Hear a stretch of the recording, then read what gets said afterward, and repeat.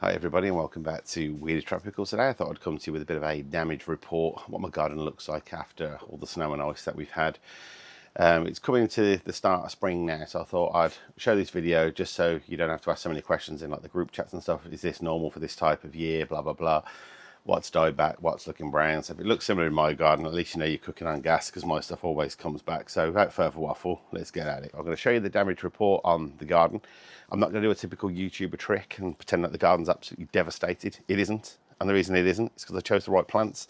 So there's a couple of things that are browned off, I think a couple of things that are died back, but that's normal. And I want to show you that so you don't have to spend so long on different Facebook groups saying, is this normal, is that dead, is this where I'm just going to run over. If you've got similar plants to me, if they're in the same condition, my plants always come back. So let's get at it. So the first thing I thought I'd stand next to is the Fatsia. And as people say, these things are absolutely bone hardy, but what that doesn't mean is they'll get no damage whatsoever. These get brown and crispy on the edge, as you can hear from that. That's absolutely about as crispy as it's going to get. Those are the leaves where the snow was on it for periods of time. I did come out like a crazy person, hitting it with a broom, trying to get as much of it off. I know people go, oh, it helps with insulation and blah blah blah, but I just wanted to come out and hit it with a broom anyway. That's just what I was doing because it felt right at the time. Whether or not that's the reason this is the way that it is absolutely fine. These things will reflush. They look absolutely fantastic. This one's grown in full sun. Contrary to popular belief, this one does absolutely fine. People think that this is what it's going to look like when it's in full sun. It doesn't. It looks absolutely glorious. If yours looks similar to that one, you can chop off all this brown when it reflushes anyway, and then hopefully you end up with an absolutely beautiful plant going forward. The next thing I'll move the camera to is this euphorbia, and there's absolutely nothing wrong with it, apart from the fact that you can see quite clearly it's been completely bent over. And that, unfortunately, is either going to have to be tied up and kind of have some string put it against it and kind of pull it all back and all the rest of it and try and see if it'll carry on going flush. Or what I'm going to do is I'm going to put some gloves on, because obviously when you cut them, some latex solution kind of comes out of them and it can really mess your hands up, like i.e. take the UV protection off your skin. I'll just cut them all down. I'm going to take the camera in there now so you can see that there is a new flush coming already, and that those things do grow really rapid. So let me take you so you can have a little look at the damage. So as you can see there, this was upright at certain points. It almost looks like it's been ripped out of the ground, but it is firm in the ground. Little bits of new growth on the ends there.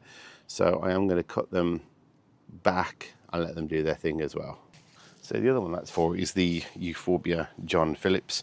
As you can see, this thing did used to be kind of up there, and the snow's kind of weighted it down, and I can feel that kind of is struggling to go back. And again, this one I'll take you in a second. This has got new growth coming from the base, and this thing grows really quickly as well. So sometimes it's an opportunity to get free plants. Other times you can just stake it and maybe use some kind of like rope or something just to kind of pull it in. And then they should grow once the sun starts hitting them, and they get nice and strong again anyway. So absolutely normal with the snow, and hence why I went out with a broom trying to knock it off, because this thing was literally on the floor. Now let me take you in. So as you can see better from this angle now, there's brand new growth shooting from the bottom down there. There's about 20 popping up, as you can see from there, and it won't take long for this to recover. Just going to try and see if I can go for it without the wind in. This thing behind me here, yeah, still feels absolutely flush. These two are the Mother Basjus that I've protected. I did a bit of an experiment as well, and I've left one that's unprotected. And to be honest with you, it's done absolutely fantastic, making me question why I even bothered. The whole point of this was to keep the height. But the one over there has kept the height as well, and I haven't had to wrap it. So, but I do also appreciate the fact that we did have it relatively easy. It snowed a couple of times. We didn't have any real prolonged frosts in Birmingham. It was a couple of days at the most. So I'm wondering if more extreme ones, whether we wouldn't necessarily get away with it. But I'm certainly going to try, see if next winter's any worse. But I'll take you over and have a look at the one that's not protected. And I'll document this year of which one actually takes off. Does that one get put back? Does this one get put back? Do they both end up about the same height anyway? But it's actually interesting because from the very beginning, I wanted to protect these, just to make sure that the height was there, and that's why I went to that. I mean, it was only relatively cheap expense, but it's still money that I could have spent on other plants to protect those. So let me take it to the other one. As you can see from the stump there, that is still doing really well, still firm, and still definitely hanging on with no problems whatsoever. maybe a different way for next year, see what's what. I'm to try and film it in between the absolute mad racing winds, so hopefully it's not coming through the microphone too much. In my eye is a weird thing. It's a yellow thing up in the sky. Might report it as a UFO. I think it's called the sun. I've not seen it for ages yet. I come out to film and now it's blinding me, but more than happy with that. As you can see behind, all the palm trees, the Fatsia polycarpa, the bamboo, the Fargesia robusta, and the other Fatsia are all doing absolutely sensational. The thing on the end, which is the Panicetum, that dies back naturally anyway. And what I did this year, I left that. Let me take you in. I left that to kind of do its thing. So what I did with this one this year, I've left that to kind of break down in its own way. Whereas the other year I cut it right to the floor. And I spent ages wondering if it was going to come back. I was hoping that this will cause definitely some type of insulation for the plant as well, because these are pretty robust. They're really quite strong canes on that. And some of them actually still feel quite solid. So yeah, relatively happy with that one as well. Over in this section, we have the Miscanthus giganteus. This one still feels really solid. In fact, most of these canes, some of these have been bent right over with the snow. They were like lying 7-8 feet across the garden, but they still feel relatively okay. I've left this for it's a little bit of structural interest as it's about to slap me in the face. All year round, I quite like having something there rather than nothing. And again, within, I would imagine, a couple of weeks or so, maybe a month, that thing will be flushing again. With Miscanthus giganteus, the clues in the title of that one, this thing will romp away, gets its full height in one season. And I've got a project where I'm going to move my bamboo because I've bottled it. So I'm going to put that in a massive container. I'm going to put a load of Miscanthus in a certain area. So that's one of the projects as well that's going to be up and coming. Some different varieties as well. But I'm really impressed with how they look over winter, as well as when they're in their prime during the summer. They look absolutely fantastic as well. The bush next to me here is just starting. I've just noticed it's got a couple of green buds on it, if you can make this out. This one is, I think I've known it as Strawberry Fields Doozy or something like that is what I always call it. And this thing, although it looks terrible right now, this thing flowers for months and months and months. It's brilliant for everything there. You can barely come down here and get more than a couple of seconds without a bee, or probably 20 or 30 landing on this thing to take some nectar from the plants. So I've got two of those. This one's slightly whiter. The other one down the other end is more of a pink on pink colour. And this one, I think it's got pink in it, and it's a lot more white. I haven't got a Scooby-Doo what they are. And I have got one in the middle as well, which is done nowhere near as good as these two have. What's still looking good, I'll take you on a little bit of what's still looking good. The Cordyline Australis. This one's doing really well. It's gone multi-headed now, so there's about 3 or 4 different heads on that one. Wasn't what I wanted it to do, but we had that beast from the east about 4 or 5 years back now, and it just killed the growth point off. As you can see, it's flushing from the floor, and I did have one over in the corner that completely rotted back, completely died, trunk snapped, very dramatical, and that was gone. What I did like about this area, I had it kind of similar to like the Taj Mahal. I had everything like as a mirror effect from start to end. Everything had grew it exactly the same thing, and I was so proud of it. Now I've replaced all the plants so it doesn't look like that, because my OCD drove me absolutely insane. It either needs to look to mirror or it was wrong. So I've replaced all the plants in here now, thrown them around the garden. So again, don't be afraid to move things as well. I bought so many plants this year, I completely forgot. I've got 2 greenhouses. One of them's completely stocked, completely full to the rafters. Yeah, I've still spent a fortune buying all these plants.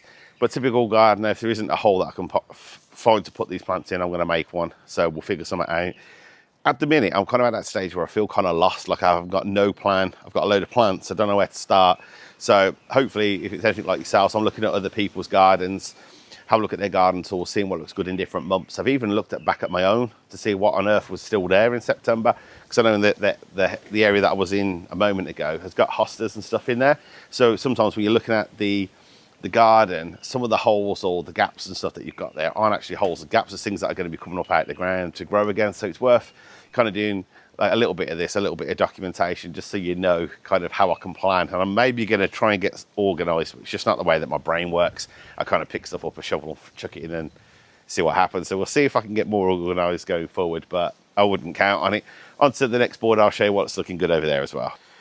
So over here, what's looking fantastic, it's got a flush coming through, is the Chimerops humilis. Behind that is the Euphorbia minus Merlot, looking absolutely fantastic. I will take you in so you can have a look. I've got Mahonia, and then I've got a selection of bamboo, the ones that I've just referred to that I'm going to be moving, only because it's really close to my neighbours and I've absolutely bottled it. So let me take you in. So just so you can have a little look at the plants that I'm referring to, I've got the Mahonia down there. I believe that's a soft caress one. I did buy 3 varieties at the same time, and I'm not an expert by any means, but that one's sized up quite nicely. I love the look of that. It's got an unusual colour to it as well, but it's absolutely fantastic. I've got to the right of that a Formium over in the corner. Again, I'm not sure what one that one is. It might be Black Velvet, or I definitely bought a Black Velvet, but I'm not sure if that's what that one is. The Chemops palm tree looks absolutely fantastic. Ducked down underneath, if I zoom you in, is Miner's Merlot, Euphorbia, which I think looks fantastic in any garden, and certainly within a tropical surround. I've got one down there where the Buddha head is, looking absolutely fantastic. The Viburnum, Davidii, I'm going to call that one. And again, another Mahonia on the edge there. That looks fantastic. The Trachycarpus fortunei, this is the one that I've always referred to as the ugly sister. Reason being, the other one that's on the edge there was bought from the same company at exactly the same time. And unfortunately, this one from the specialist nursery has not performed as well as the B&M one. And I know that's the elephant in the room, but my B&M one down there is an absolute stunner, no matter what anyone says. £150 bargain. That one, £250, no comparison, right? And I don't want to hear root systems, blah, blah, because so far that thing has not grown anywhere near the same as the B&M. Both in the same mixes. Yes, they get different levels of sun, but it's not drastic. It is flushing, but it just doesn't seem to size up like its beautiful sister does there. It's absolutely stunning. What else looks good is the other Formium at the front. The other Formium, which is the Tenax, which is one of the things I've always banged on about in the garden, is just colossal. It's brilliant for absolutely everything. It just takes such a brilliant space. It's a nice leaf form. I love the variegation on it. On the new ones, you can see there's more yellow coming out from the middle. Looks great, and it really is, for the money, such a great doer. I've got the Acanthus mollis down on the floor, which is great for a shaded spot. I know they can be thuggish or difficult to remove, but I don't want to remove it, so I'm pretty happy. There's the best palm tree that I've got in the garden. That was bought from the palm tree company when I first started. And that does illustrate why you can get these plants from specialist nurseries. But what doesn't illustrate that is his ugly sister. And I know the thing can hear me, but that's fine. Like, I've fed that thing specialist palm feed, I've done everything. And if the B&M one, which was a good £100 less, can outperform it, you know, it's difficult to argue with the wife sometimes when you're going, yeah, I spent £250 on that one, but the one that was £100 less with a, you know, worse root system's been dug up, blah, blah, blah. And then you've got that thing over there, and it just won't do anything. It's got one more year in it before I dig it up and start messing around with its roots. I know they don't like that, but it's supposed to have that 3-year thing, you know, where they kind of start motoring on. I've gave that 4 or 5 years. It ain't getting any longer. In the middle of the storm, as you can feel now. Hence why I didn't wear my hat. I was scared I was going to have to go and knock on for the neighbours to see if I could have my hat back. So, especially it cost me about 60 quid to have it custom made. I weren't wearing it today. I'm trying to film in between the wind bursts at the moment. There's rumours that this was a location of where Michael Jackson filmed Earth Song. Sometimes these fence panels around me are absolutely rattling the garden. The amount of times I've got to come down and pick up plants in this area. It's one of the toughest, because I'm on the peak in Wheelie Castle. Both sides of me are significantly lower altitude, but we get hammered up here. So if you're coming through the microphone, I apologise in advance. Thought I'd quickly address my little break. I haven't posted anything for a couple of weeks now, 2 or 3 weeks. But I've made the mistake of looking at plastering videos on YouTube. Sometimes don't trust these YouTubers or content creators or idiots with a phone, as I like to call myself. Because it made it look very easy. Little did I know afterwards when I did my research, he had 20 years on plastering. So little idiot me, going down to Wickes, bought some supplies. I thought anyone could do plastering. I've been humbled beyond belief. I've had plaster in my hair, beard, all over the floor. It went absolutely horrific. I had to chisel it all back off. So I've been inundated really with DIY. I've been so far a fish out of water. I've never been so disheveled and lost. But I do like to dig myself out of these holes rather than thinking, right, I'll get a an overdraft facility and pay for someone to come and bail me out. I have battled through, and I feel like I'm coming out the other side, hopefully with a decent kitchen now. I've saved my marriage, I think, by kind of getting it back where it is at the minute. So just thought I'd address that, because I don't take for lightly the fact that people subscribe to this channel. I feel like I owe people good content all the time, and I don't want to rush out garbage just because it's Friday and there should be an upload. So I really don't want to waste people's time by you watching that. People may very well feel that I do that anyway with the videos that I put out, but they are the best idea that I have that week, or you know, fortnight, whatever you want to put it at. So without me going on for too long, I thought I'd just address that. I'll put up an image of me looking absolutely dishevelled, about as low as I've ever gone with a failure of a DIY project on the screen, just for a laugh, because I can laugh at it now. But over the last 10 days or so, I could not find the funny side in where I was. So that was just a quick whistle-stop tour around the garden. It's February now, so not expecting miracles, but there is a lot of life going on in the garden, in the greenhouse, which is probably going to be the next video that I make. Because the audio will be better, because I won't be getting blown around the garden. But I've also got a lot of things that are in growth now. The temperature in there is a lot warmer. The sun's been kind of hitting right in the back, as you can see now. So that little sun trap kind of gets it. So some of those plants are already popping, as is already. So I'll have to hard them off when they come outside, because it might be a little bit of a culture shock going from some days in there 30-40 degrees to coming out here. Hopefully that's been a good little walkabout, showing you what's where. All of the holes I'm going to address this season, so that's the whole point of me walking around now, to document it for myself, so I can see what needs to be done, as well as so I can look at it for next year as well. But if your garden looks similar to mine, at least you know you ain't got to worry about it, because I'm not worried about any of these plants, any of the holes. All the stuff will come back. The hostas come back all the time. That fatty will look glorious in a couple of months' time as well. By June, that thing will be looking absolutely fantastic. And that's if I cut it back. I might very well leave it to do its thing, but we'll see what happens when that time crosses it. And then the one thing I'll show you before I go is the tree fern. Look at that.